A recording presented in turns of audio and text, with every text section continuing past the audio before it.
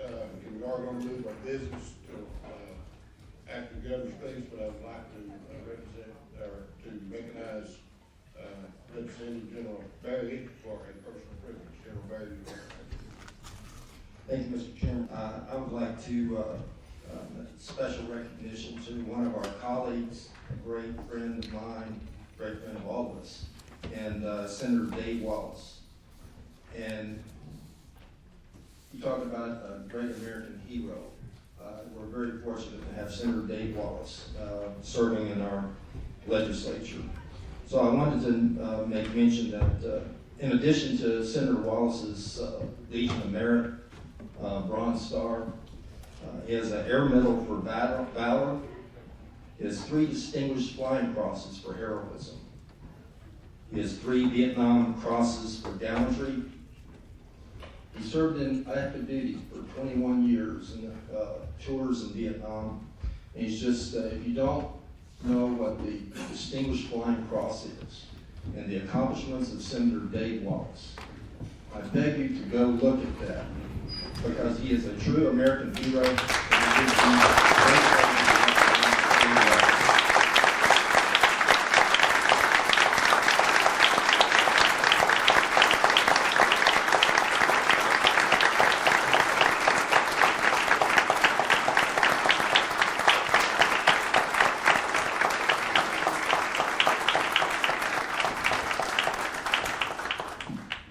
Representative Barry, and appreciate our colleague, Senator Wallace, and we recognize all our veterans and thank them for their personal sacrifice to our freedom. And members, we are again moving other business after Governor here. Governor, welcome. Governor Asa Hutchinson, let's give him a welcome.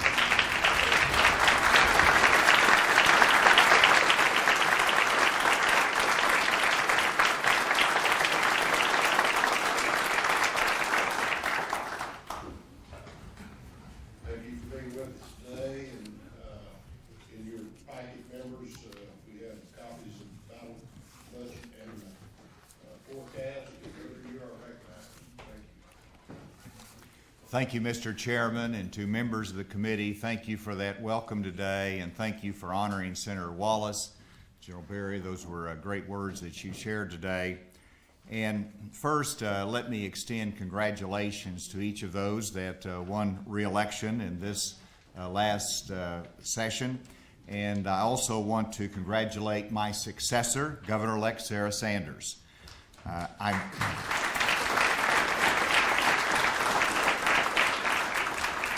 met with my successor yesterday, and we have coordinated what I expect to be an excellent transition from one administration to the next.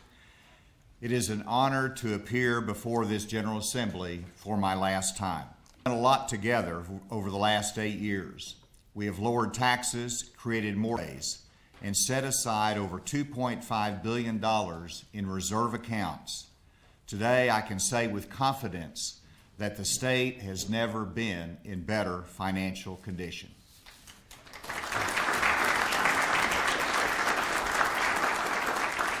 I also want to recognize my cabinet. I noticed that they came and are behind me, either to back up Secretary Walther when he answers questions or to back me up today. But I'm grateful for each of my cabinet for helping have the state successful over the last 8 years and to work closely with the members of this assembly, and I salute them. I also will be joined by Secretary Larry Walther and Budget Director Robert Breck, who will answer questions following my overview of the budget. Let me present the highlights of the executive recommendations on the budget. First of all, as I mentioned, there is $2.78 billion in reserve funding.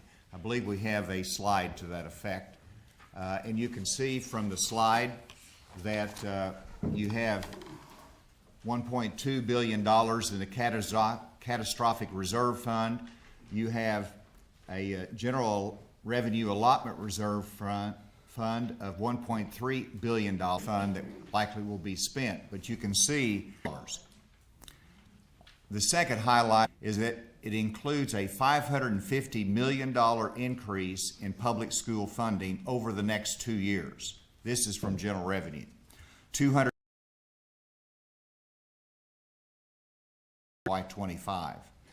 This allows the next administration and the General Assembly maximum flexibility in terms of raising teacher salaries and raising the outcomes for education in the state.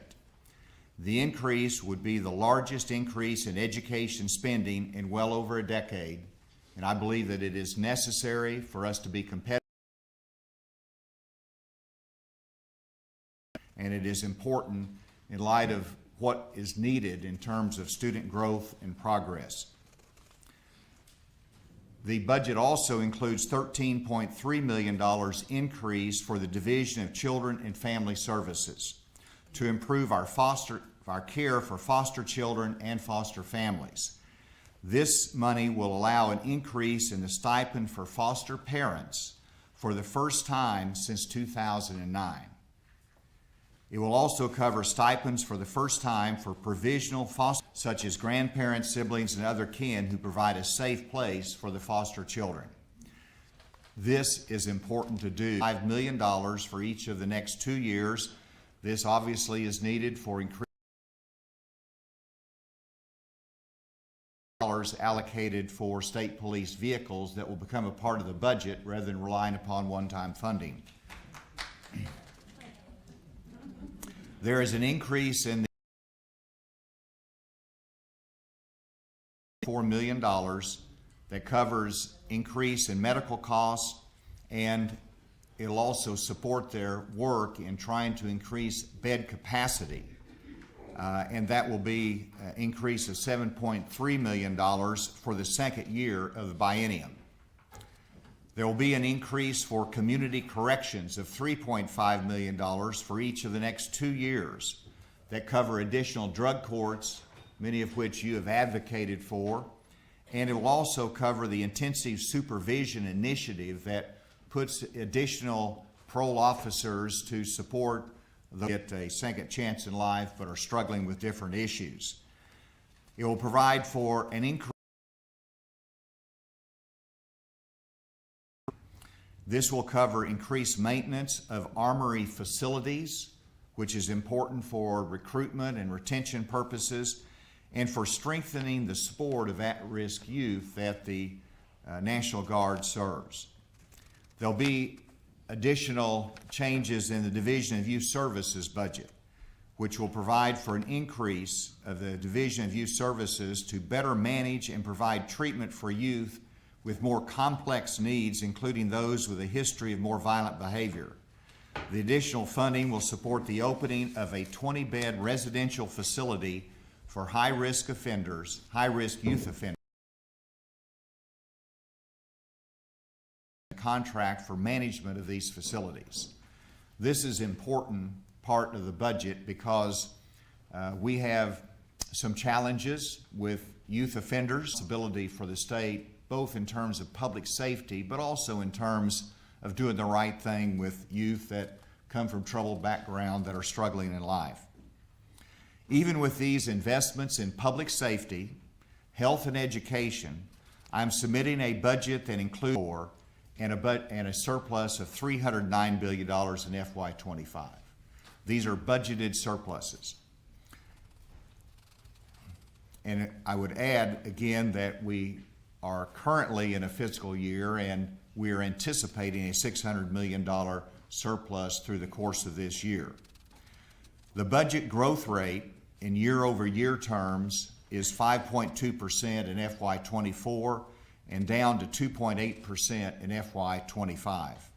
Considering inflation is at over 8% across the nation and in Arkansas, limiting the growth to 5% reflects conservative budgeting during these challenging times.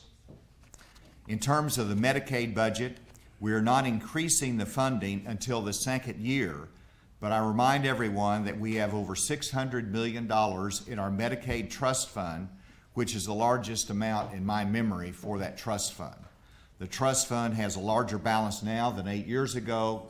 It is in good position, And so we're not allocating increase the Medicaid budget or drawdown from that now. There is expected to be a drawdown from that over the course of the next couple of years, but we have $600 million that's set aside in that trust fund.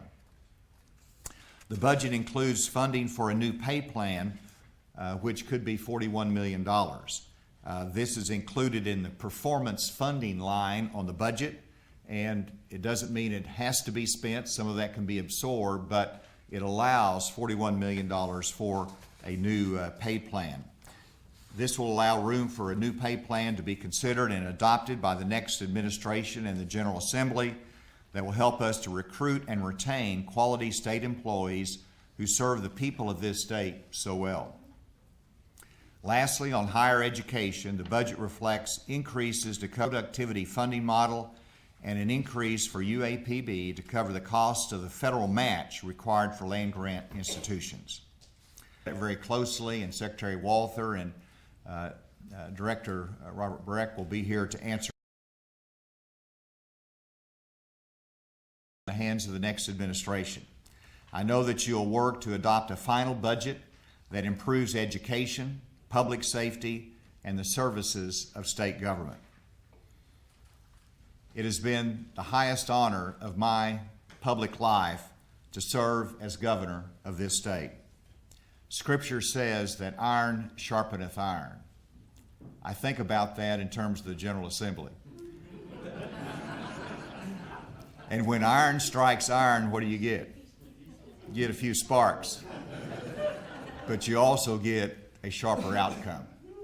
And I believe that our relationship has reflected that scriptural principle that you have made me a better governor, you have made our outcomes better, and it has been a high honor and privilege to serve with you over the last years. And I'll be praying for you, and God bless you.